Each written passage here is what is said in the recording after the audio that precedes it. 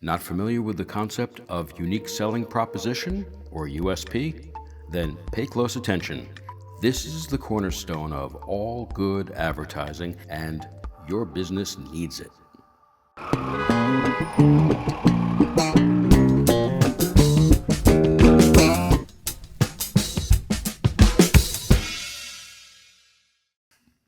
Hey there. When trying to market your company, product, or service, ask yourself, what do we offer that our competition doesn't? And if what you come up with is truly unique and of great value, well, that could be the USP you're looking for. But what exactly does unique selling proposition even mean? A more layman's phrasing of it might be something like a very appealing one-of-a-kind product offer. But in truth, it goes much further and deeper than that. A man by the name of Reeves coined the term back in the 1940s, and most of the best advertising in the past century is based upon it. But USP is more than just a phrase. Reeves was the co-founder of the great ad agency Ted Bates, which made millions of dollars for its clients. My ad partner, Ben Colorasi, worked with Reeves back then, and I was at the same agency as well, but a number of years later. In Reeves' classic book on advertising called Realities in Advertising, Reeves lays out the 3 criteria for a unique selling proposition. They include, number 1, does an advertisement project a proposition? Number 2, is it unique? And number 3, will it sell? But this deceptively simple concept can go quite deep. We'll break it down here, but know that we'll break it down in much deeper form in other videos later on. For now, let's just hit the highlights. Number 1, does the advertisement project a proposition? Just what is the advertisement saying? What is it proposing? And by that, Reeves means, what is it promising to the consumer? Because all good advertising, and really all good products, have to promise something to the consumer to get them to buy it. Generally, a product or service has to promise that it will do something for you or solve one of your problems. And it also must promise that it'll work as intended. And hopefully, if used as intended, it's not going to harm the user. And when your product or service has a promise for the consumer, you want to put that in the advertisement.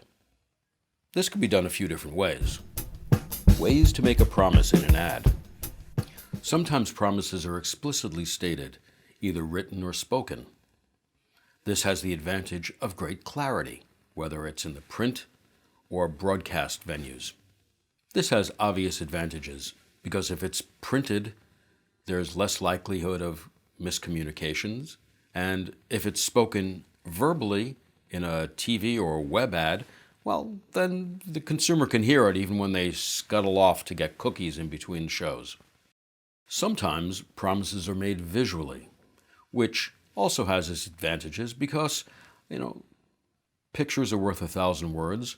For some messages and some consumers, this is a much more effective way of getting your message across. Unique to your product. The second item is that whatever you choose has to be unique to your product. Now, this isn't an easy thing to do, and it actually may be the most difficult thing to do on this list.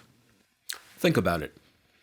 How do you make a ubiquitous product like a tennis ball or a bagel unique? This may be an easy thing to do, or it may be a very difficult thing to do. Either way, you are the person in charge of it, and you have to figure out a way to make your product unique from your competition. Number 3, will it sell? The last item on the list for USP is simply, does it sell? Does your USP sell the product? After all, just because you have a wonderful promise and a unique product doesn't always mean it'll actually sell. Remember that the promise you make has to have great value to your target audience. It has to mean something to them. It has to grab them. Determining this isn't always easy, and what deep pocket companies always do is have something called focus groups, which do quite a bit of research to determine what things are going to be more likely to sell or not sell. Smaller companies can do this too in an abbreviated format, and we'll talk about that in another time. Choosing, honing, and delivering the best USP is far from easy. It can require a good deal of work from both the business owner and professional.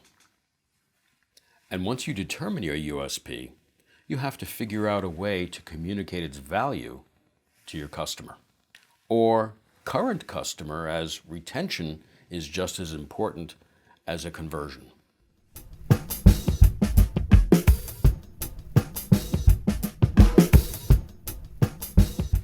Communicating all of these things is always a big challenge. But when done correctly, a well-delivered USP can get a company on the way to increased revenue many times over.